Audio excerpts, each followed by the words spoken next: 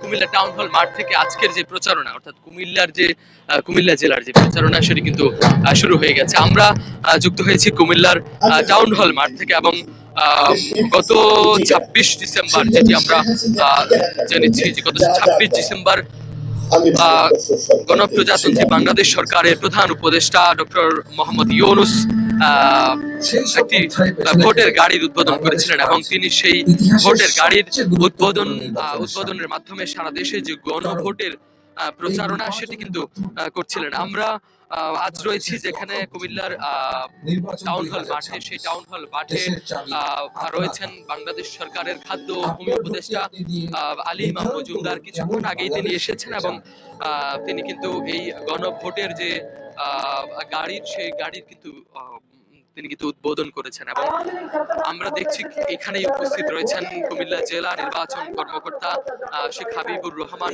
তার সঙ্গে উপস্থিত রয়েছেন কুমিল্লা জেলা রিটার্নিং কর্মকর্তা মোহাম্মদ রেজা হাসান। এছাড়াও কুমিল্লা জেলার যারা সাধারণ ভোটার, তারা কিন্তু সামনে উপস্থিত রয়েছেন, এবং তারা কিন্তু দেখতেই পাচ্ছেন একেবারে মনোযোগ দিয়ে ভোটের গাড়ির যে প্রচারণা সেটিতে কিন্তু অংশ নিয়েছে, এবং তারা কিন্তু দেখছে তাদের সামনে কিন্তু ভোটের গাড়ির যে প্রচারণার গাড়ি রয়েছে সেটি কিন্তু উপস্থিত রয়েছে, এবং এলইডির মাধ্যমে ভোটের গাড়ির যে গণভোটের যে প্রচারণা সেটি কিন্তু প্রচার করা হচ্ছে। এবং প্রধান যে উপদেষ্টা এখানে উপস্থিত রয়েছেন, খাদ্য ভূমি উপদেষ্টা, কিছুক্ষণ আগেই তিনি বক্তব্য রেখেছেন পিতা কেটে উদ্বোধনের পর। তিনি বলছিলেন যে হা অথবা না, সংস্কারের পক্ষে যারা, তারা হা ভোট দেবেন, এবং যারা সংস্কারের চান না তারা কিন্তু না ভোট দিতে পারবেন। এছাড়াও পুলিশের যে কর্মকর্তা রয়েছেন, অতিরিক্ত পুলিশ সুপার প্রশাসন, এবং তিনি বলছিলেন রাশিদুল হাসান, তিনি বলছিলেন যে যারা সংস্কারের পক্ষে তারা কিন্তু হা ভোট দিতে পারবেন, এবং যারা সংস্কারের চান না তারা কিন্তু না ভোট দিয়ে এই গণভোটে অংশ নিতে পারবেন। এছাড়াও আমরা কিছুক্ষণ আগে পুলিশ প্রশাসনের যে বক্তব্য সেটি শুনেছি। তারা বলছিলেন গণভোট সহ ত্রয়োদশ জাতীয় সংসদ নির্বাচন উপলক্ষে তাদের যে প্রস্তুতি সেটি কিন্তু ইতিমধ্যে শুরু হয়েছে, এবং সুষ্ঠু ভোটের জন্য যা যা করা দরকার সেটি কিন্তু প্রশাসন করছে। এবং আমরা যেটি জানাচ্ছিলাম যে এই গণভোটের যে প্রচারণা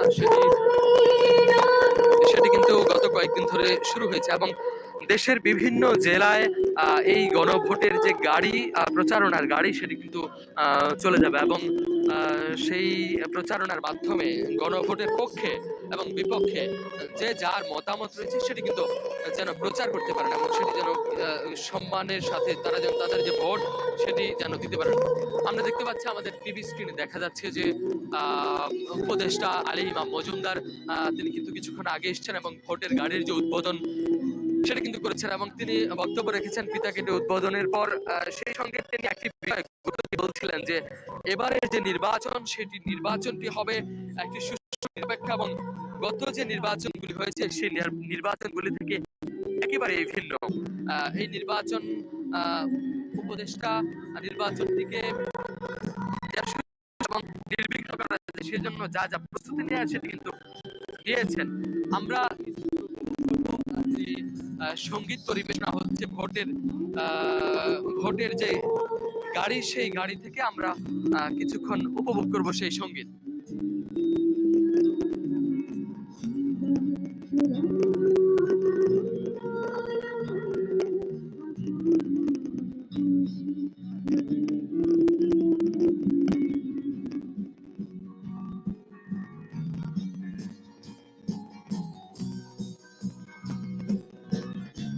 দর্শক, এই মুহূর্তে আমরা রয়েছি কুমিল্লার টাউন হল মাঠে, এবং কুমিল্লার